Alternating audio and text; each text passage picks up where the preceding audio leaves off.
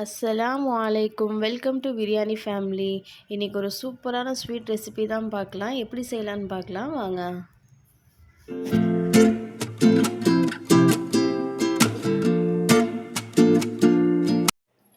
நான் இன்றைக்கி இந்த மக்கன் பேடா செய்கிறதுக்காக ஸ்வீட்லெஸ் பால்கோவா எடுத்துக்கிறேன். நான் இந்த பால்கோவா நல்லா இந்த மாதிரி சாஃப்டாக பிசைஞ்சு எடுத்திருக்கேன்.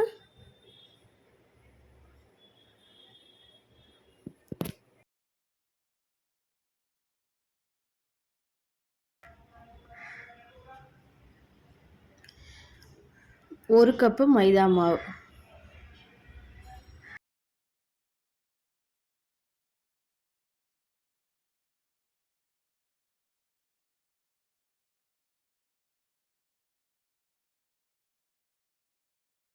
இந்த மைதா மாவும் அந்த பால்கோவாவும் நல்லா மிக்ஸ் ஆகிற மாதிரி நல்லா பிசைஞ்சு எடுத்துப்போம்.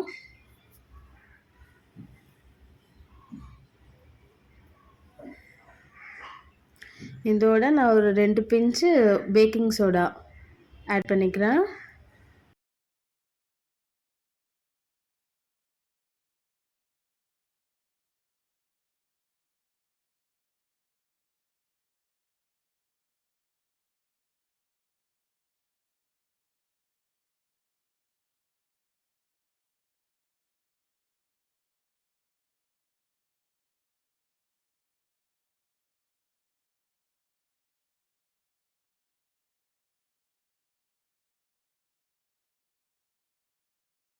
நல்லா இந்த மாதிரி அந்த பால்கோவா, அந்த பேக்கிங் சோடா எல்லாமே ஒன்றா மிக்ஸ் ஆகிற மாதிரி நல்லா இந்த மாதிரி பிசைஞ்சு விட்டுக்கலாம்.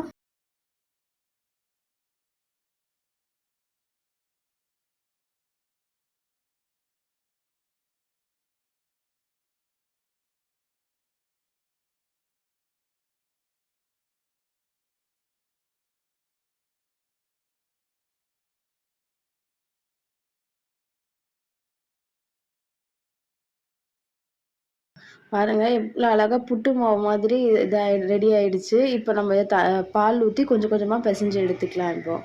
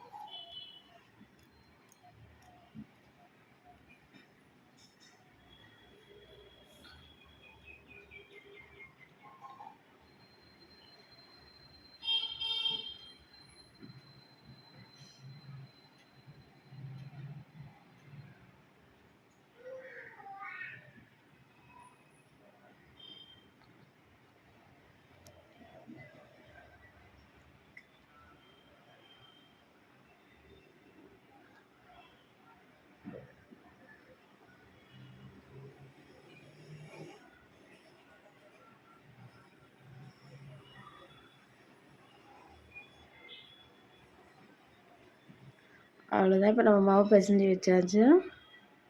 இப்போ நான் அதோட ஒரு ஸ்பூன் நெய் ஆட் பண்ணிக்கிறேன்.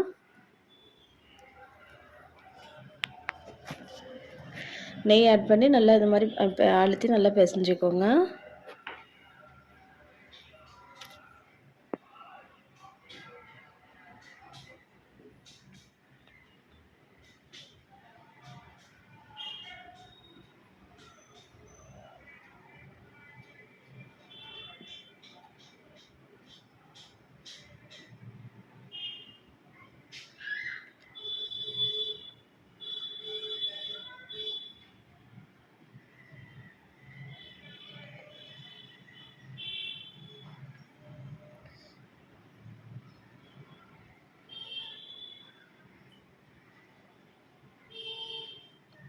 இப்போ நம்ம அதுக்குள்ளே ஜீரா ரெடி பண்ணிடலாம். நான் 1 கப் சுகர் எடுத்திருக்கேன்.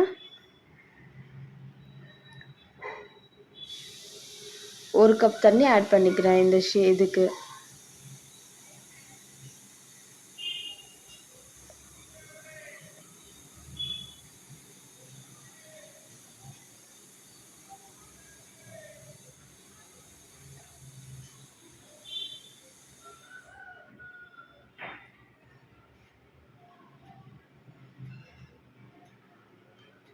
இதுக்கு இந்த கம்பி பதம் அந்த இதெல்லாம் எதுவுமே தேவையில்ல. நம்மளுக்கு அந்த சர்க்கரை கரைஞ்சு நம்மளுக்கு அந்த தண்ணி கொதி வந்தாலே போதும். கொதி வந்து கொஞ்சம் அந்த பிசுபிசுப்புன்னு இருந்தாலே போதும் நமக்கு அந்த சுகர் சிரப் ரெடி ஆயிரும்.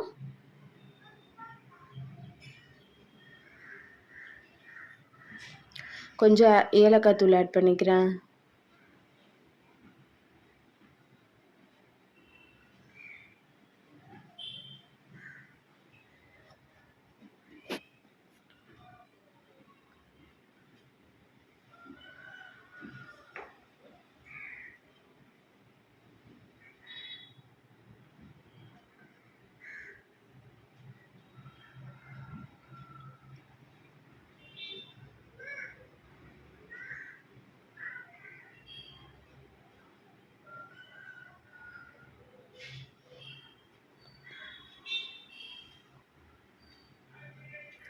அதான் இப்ப நம்ம சுகர் சிரப் நல்லா கொதிக்க ஆரம்பிச்சிருச்சு.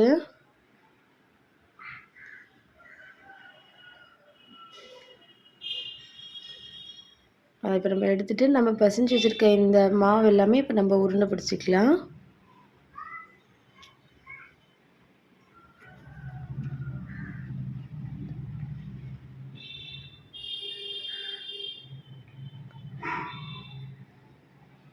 நம்ம குலோப் ஜாமுனுக்கு உருட்டுற மாரி ரவுண்டா உருட்டாம, இந்த மாரி கொஞ்சம் சப்பையா இது பண்ணி எடுத்துக்கலாம். இந்த மாரி சப்பையா ஒரு ப்ரெஸ் குடுத்துட்டு, கட்டை விரலால வச்சு இந்த நடுவுல ஒரு ஒரு லைட்டா கொஞ்சம் ப்ரெஸ் பண்ணி விட்டுறலாம்.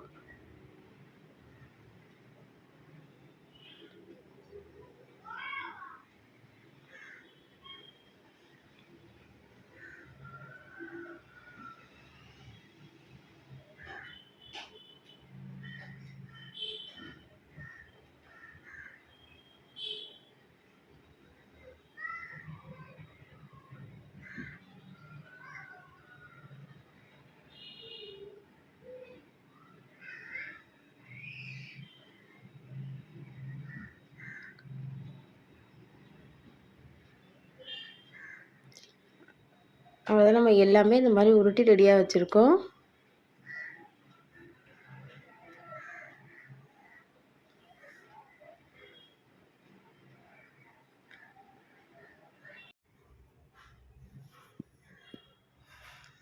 இப்ப நம்ம இந்த மாவெல்லாம் ஃப்ரை பண்றதுக்காக இப்ப ஆயில் கொஞ்சம் ஹீட் ஆகட்டும். ஆயில் ஹீட் ஆன சிம்ல கொஞ்சம் இது பண்ணி வச்சுட்டு, நம்ம இந்த மாரி ஒண்ணொண்ணா ஆட் பண்ணிக்கலாம்.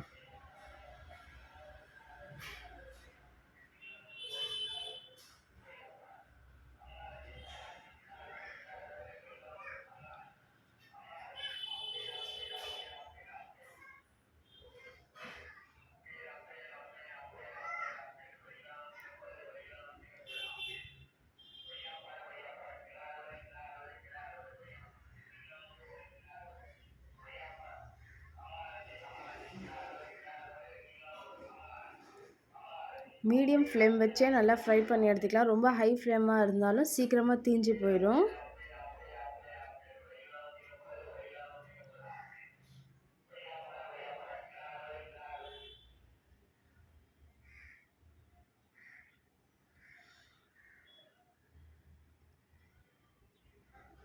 அவ்வளோதான் இப்ப நம்ம ஒண்ணொண்ணா இப்ப எடுத்துக்கலாம்.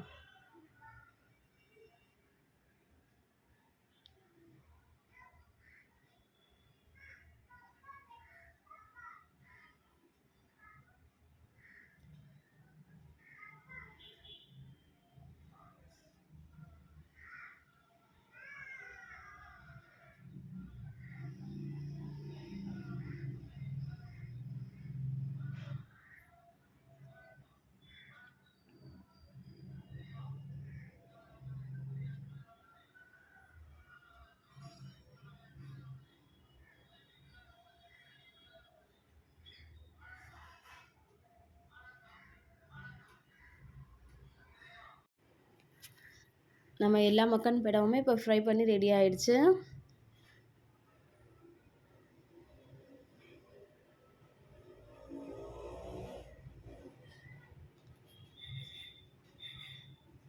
இப்ப இந்த மக்கன் பேடா எல்லாமே நம்ம சுகர் சிரப்ல ஊற வச்சுக்கலாம். இது ஒரு 3 ஹவர்ஸ் ஆச்சும் ஊறினா தான் நல்லா நமக்கு ஊறி நல்லா டேஸ்ட்டா இருக்கும். நமக்கு சாஃப்ட்டா கிடைக்கும்.